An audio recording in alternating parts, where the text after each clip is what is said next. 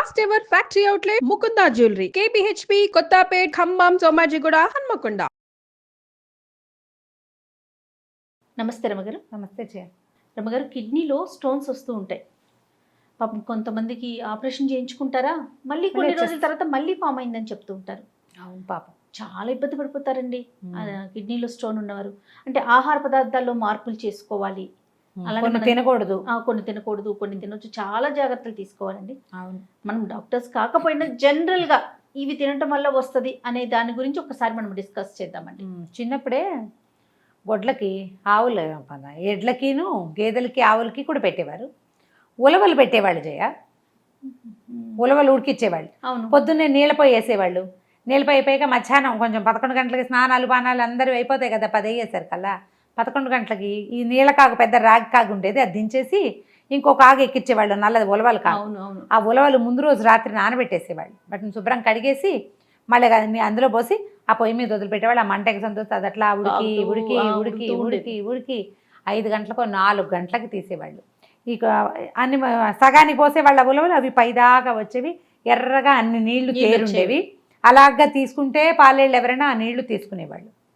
ఉలవలు పెట్టేవాళ్ళు, ఉలవలు తినేవాళ్ళం మేము అప్పుడప్పుడు. మా ఇంట్లో తెలియకుండా ఆ రహస్యం నేను వాళ్ళు నీకు చెప్పేస్తా. తినిచ్చేవాళ్ళు కాదు, తినకూడదు అనేవాళ్ళు.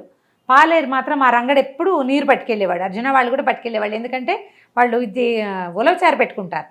అదేమిటో చూద్దామని ఉండేది, మేము తినకూడదని మా అమ్మ కేకలేసేది. ఓకే, మేము ఆ ఇళ్లలో ఉల్లిపాయలు అవి ఉండవు కదా.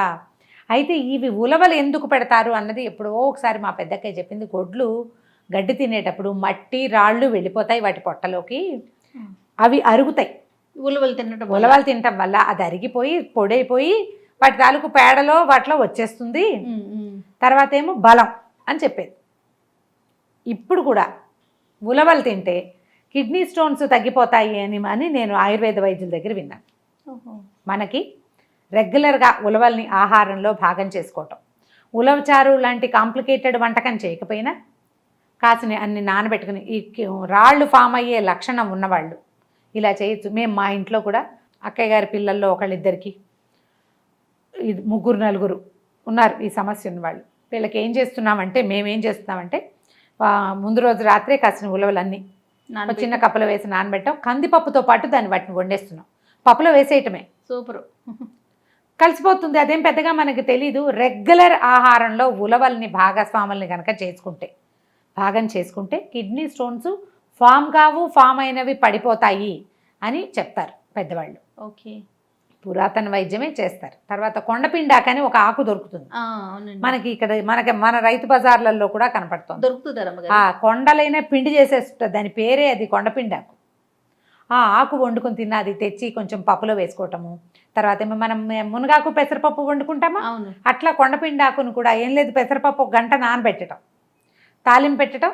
తాలింపు ఏముంది, జీలకర్ర, మినపప్పు, కొంచెం ఎండుమిర్చి, కరివేపాకు, ఇంగువ వేసేసి ఈ పెసరపప్పుని, నానిన పెసరపప్పుని అందులో వేసి కొండపిండి కూరను కూడా కడిగే శుభ్రంగా సన్నగా తరిగేయటం, ఆ పప్పులో వేసేసి మూత పెట్టేస్తే దగ్గరగా పెట్టాలి. మూత డోము మూతలు పెట్టకూడదు. పప్పు అంత ఉందనుకో, దానికి దగ్గరగా ఉండాలి మూత. సన్నటి సెగ మీద వదిలిపెడితే ఒక 5-8 నిమిషాల్లో మగ్గిపోతుంది. తర్వాత మనకు సరిపడా ఉప్పు వేసుకుని, ఇంకొక ముందే ఉప్పు వేస్తే పెసరపప్పు బాగా ఉడుకు పట్టదు, అందుకని వద్దంటాం. ఆ నానిన పెసరపప్పు ఆకుకూరలో ఉన్న చిన్న తడితోటి మగ్గిపోతుంది. రోజు కొండపిండి కూర అంత కూర కనుక తింటే, అంత పెసరపప్పు 1 వారం 10 రోజుల్లో డిఫరెన్స్ వచ్చేస్తుంది అంటారు. ఈ కిడ్నీ స్టోన్స్కి వాటర్ ఇంటేక్ పెంచుకోవాలి. నీళ్లు తక్కువ తాగే సమస్య ఉన్నవాళ్ళు, నీళ్ళు అలవాటు లేని వాళ్ళు, ఇష్టం ఉండదు నీళ్ళు తాగం మేమని. మా ఫ్రెండ్ కూడా ఒకరేదో పార్టీలో కలిసాం, పేరు లక్ష్మి గారని, మంచినీళ్ళు తాగల, పెద్దగా నీళ్లు తాగనండి నేను అని చెప్పారు. ఒక్కొక్కళ్ళ పద్ధతి. మామూలుగా తాగే వాళ్ళకు కూడా ఫామ్ అవుతాయి రకరకాల ఆహారాలు. మనం క్యాబేజీ, తర్వాత ఏమో పాలకూరను టమాటా కలిపి వండుకుంటే వస్తుంది, టమాటోలు తింటే వస్తుంది, తింటే రాదు. మనకు ఆ టెండెన్సీ ఉంటే అవి తినటం అవాయిడ్ చేయమని చెప్తారు. మనం అవి అవాయిడ్ చేయలేకపోతే వీటిని యాడ్ చేసుకుందాం. ఈ కొండపిండి కూరని, తర్వాత ఏమో ఈ ఉలవలని కనుక ఆహారంలో భాగస్వామ్యం చేసుకుంటే చాలా డిఫరెన్స్ వస్తుంది. మంచి అలవాట్లు కొన్నిటిని మనం ఏంటంటే, మనకు రుచి నచ్చింది నచ్చలేదు, మన ఇళ్లలో అలవాట్లేదు, అలా పెట్టుకోకూడదు. లైన్లో పెట్టేసుకోవాలి అంతే అంతే. డాక్టర్ని మొట్టమొదట యూరిన్లో ఇబ్బంది ఉన్నా, నడుములో ఏదైనా చెప్పలేని చోట బాధగా ఉంటే అంటే అక్కడ బెణకలేదు, సడన్గా ఎందుకో అక్కడ పోటు వస్తుంది, యూరినేషన్ ఫ్రీగా లేదు, అలాంటి ఇబ్బంది ఉంటే కనుక తప్పకుండా డాక్టర్ని చూడండి మొట్టమొదట. వారి సలహా తీసుకుని ఒకవేళ ఇది కనుక స్టోన్ సమస్య అని తెలిస్తే వారు చెప్పిన ప్రకారం వైద్యం ఏదో చేయించుకుంటాం. ఈ పద్ధతులు పాటిస్తూ ఉండండి. మీకు ఇలాంటి టెండెన్సీ తీరు కనుక ఉంటే ఉలవలు రెగ్యులర్గా తినండి, మనకి దొరుకుతున్నాయి చక్కగా. అవునండి, అవి తింటారు, వాళ్ళు తింటారు, మేము తినము అలా అనుకోకూడదు, అది పొరపాటు.